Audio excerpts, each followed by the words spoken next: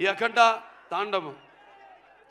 పొద్దున వర్షం సూచన లేదు అసలు వెదర్ ఫోర్కాస్ట్లో.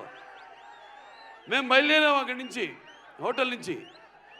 కుంభవృష్టి, పెద్ద వర్షం పడింది. దారిలో మళ్ళీ రోడ్లంతా పొడి పొడిగా ఉన్నాయి. మళ్ళీ వెన్యూకు రాగానే మళ్ళీ వర్షం కురిసింది. మళ్ళీ మేము స్టేజ్ మీదకి రాగానే మొత్తం వర్షం ఆగిపోయింది. ఏమంటారు దీన్ని?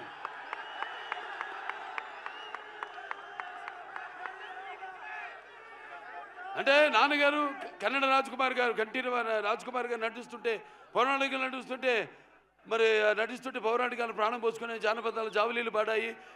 అలాగే సాంఘికాలు సాహస పరగమనాలు అయ్యాయి.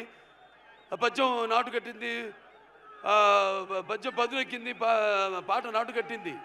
అలాగా ఈరోజు ఆ వరుణదేవుడు కూడా, ప్రకృతి కూడా ఈ యొక్క మా కలయికను, ఈ యొక్క సినిమా ఫంక్షన్ ఇక్కడ జరుపుకోవడం. సో మనం ఉంటాం షవర్స్ ఆఫ్ బ్లెస్సింగ్స్ అని. సో అలా ప్రకృతి కూడా ఈనాడు ఇంత పులకరించి మనందరితో సహకరించినందుకు